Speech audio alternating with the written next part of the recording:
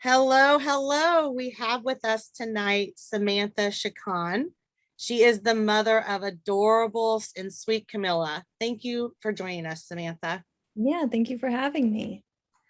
So, Camilla was diagnosed with DIPG at the young age of 17 months, and she just recently hit 41 months post diagnosis. Is Yeah, that I'm not good correct? at the math, but like technically, in November it'll be 3.5 years. Yeah. Oh, that is incredible. Can you please share how you found out about DIPG and what Camilla's journey has looked like? Yeah, I mean, I think if obviously diagnosis is a very traumatic stage, but what I do remember when she was diagnosed of finding, a lot of the Facebook groups, and I think I was connected with the Cure Starts Now in that space of, just as an organization, they're very, helping families with resources to learn more. And I remember getting the t-shirt and all the gear. And I think that was just felt like, a lot of support just coming from people who knew what we were going through. As for Camila's journey, she, like you said, was diagnosed at 17 months. We found it after a seizure workup. She was having like seizure-like episodes and her EEG was normal. So that's when they ordered an MRI and when they found it. For a while, she was stable. Um, and recently in January, she started her radiation treatments after growth. We've tried a clinical trial. And so as of now, she's 8 months post radiation treatment.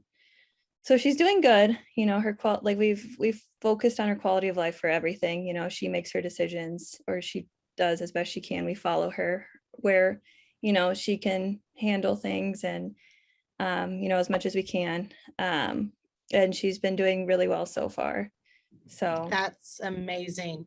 That is so great to hear. yeah. Can you tell us what is so special about Camilla? What does she like to do, and what's your guys' favorite holiday? Yeah. What can you tell So us about? I I've always called Camila my special soul. I think she's an old soul in a little body. She is very patient. She's very imaginative. She will clearly tell you what she wants. So, even with treatment too, like we trusted her and she was ready and she did it. And like she went to all of her treatments without whining or any kind of um, setback. So she's very an old soul, special soul. Like she loves dancing, she loves coloring. Um, just, that's how I would describe her. She's very gentle, calm, patient. Um, Very much different than my other two kids who are very, the typical crazy 5-year-old and 8-year-old. And she's just my calm, very patient little girl. So Yeah, you know, since being in this world myself, I've kind of noticed that these children that have DIPG, there's just something very unique about them. They mhm. just have this special quality about them. I can't really describe. They just are Yeah. they're very special. And when I met Camilla at the DIPG symposium, I could tell instantly there was something special about her. Yeah, that's how I feel about all these kids. They're very, very special. Like almost that's why I say special souls, like otherworldly almost. And I feel privileged. And so, ironically, nobody wants to be in this space, but they are special kids. That's how I learned to view them. Yes, exactly. Mhm. Well, one last question. What would you like to say to those who are thinking of donating to the Cure Starts Now? And what does that mean to your family? I mean, I think it means everything. Like even just this last weekend when we were able to go to Houston and learn so much from the research that is funded by the Cure Starts Now, it really truly does like bring a lot of peace to our family, just to be able, like my mentality of how I've tried to handle this situation is to look at the research. I think that brings me a lot of peace just to see how many people are working on this. And it was pretty emotional just at the dinner too, of just seeing the connection between how many families are trying so hard to raise money to fund this research. Just seeing that bridge between families who have lost a child and the researchers who are trying to find something that will help these kids currently fighting. and future kids. So I think, it just means everything to see like the work that goes behind it. And even in Camila's case, like she is doing so well given the prognosis.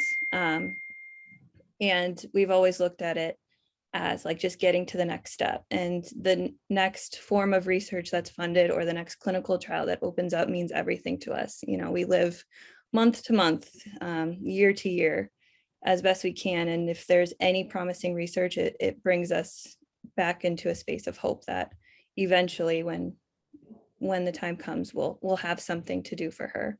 So that's what the money goes to, is just the hope, that something down the line will be helpful for these kids. You said that perfectly. And Mhm. research equals hope. Exactly. I mean, that is what us families are just looking for. We need the research so that we can, hopefully one day cure this. Mhm. And I hope that day happens very soon. Mhm. Well, we appreciate you chatting with us tonight, and I promise that we will continue to fight for Camilla and all of the other children. And it was a pleasure to talk to you, and I appreciate you taking the time to come out tonight. Yeah, I appreciate you. Thank you, Heidi. You're so welcome. Thank you. Bye-bye.